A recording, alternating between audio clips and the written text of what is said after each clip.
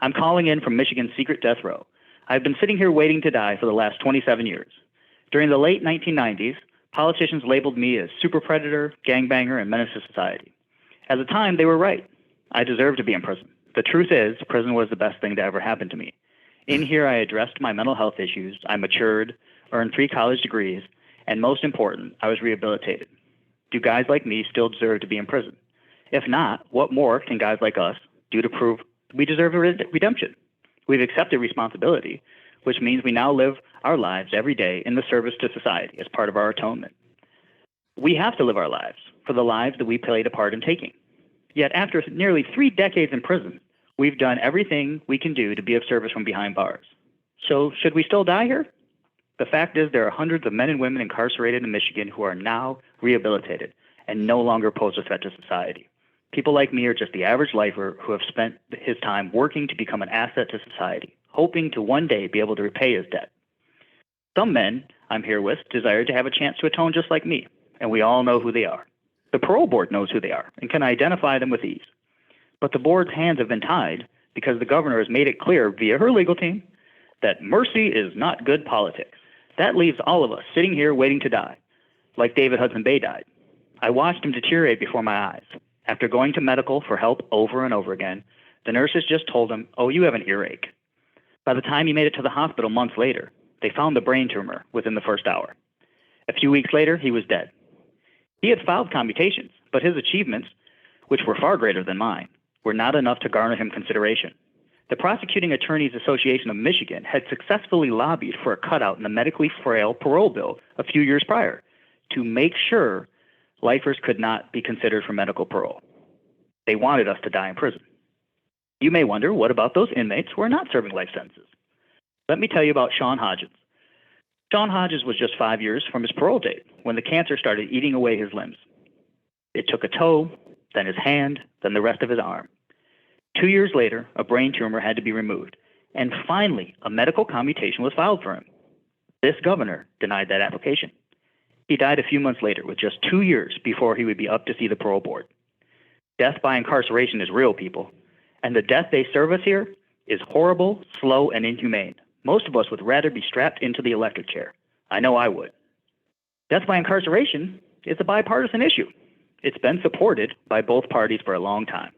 The Michigan Corrections Officers Union is supported by the Democratic Party, and it lobbies for more prisons to be built, more people to be locked up, because this means more jobs for rural communities. Yet the Republican Party is not free of responsibility either. During Jennifer Granholm's governorship, she commuted a few lifers. Senate Majority Leader Alan Kropsky said, "Commutation undermines truth in sentencing. Life in prison should mean life in prison. They ought to be dying in prison." Both parties have been a part of creating the mass incarceration we have today in Michigan, and both parties need to take part in solving it. There was a time in Michigan's history, before the tough on crime era, before even Biden's crime bill, where both Republican and Democrat governors used their power of clemency far more often. From 1950 to 1974, a span of 25 years, Michigan governors commuted 357 murderers serving life without parole sentences. The average time they served was only 25 years.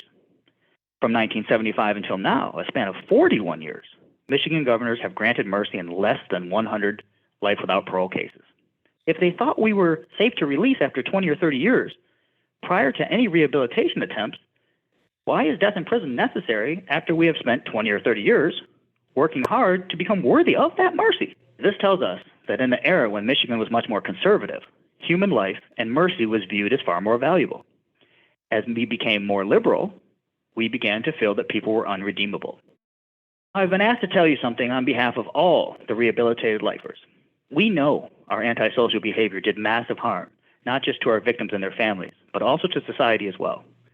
We would like to apologize to society and say that we have spent the last decades working hard to atone for our crimes. We hope you will understand that we are no longer the people we once were. If you ever see fit to grant us a second chance, we will spend the rest of our lives in service to society, just as we do now while we're incarcerated. The organization I founded, the Adolescent Redemption Project, in conjunction with many of the other organizations here today, are working hard to garner a second look sentencing review and to have re-entry support for lifers and long-term prisoners returning to society. What we need now is simply to follow the data on recidivism. the science on brain development and trauma, and demand our legislators make change. This information was not available to politicians in past years. Now we have solid data that tells us that the only group that has less than a 1% recidivism rate is lifers. What we need you to do is vote for what we call at TARP pro-mercy candidates. We need you to join the Redemption Voters Bloc in the TARP Village. We need you to tell your legislators to support second-look sentencing. We need you to tell our governor that you support clemency. Most of all, we need you to join the Mercy Militia, to vote strategically, and to be willing to cross party lines and vote for the person, not just the party. If you can do that, we can make real change here in Michigan. We can show the legislators who work in this building that mercy matters, rehabilitation matters, and redemption matters. Let's make mercy a politically positive movement. Now hold those posters up high and let the politicians in this building see the faces of the dead and the redeemable. Now together, let's tell them, no mercy, no vote. No mercy, no vote. Thank you all, and welcome to the Mercy Militia. I'll see you back here next year and every year until the system executes me or I can stand with you on these capital steps.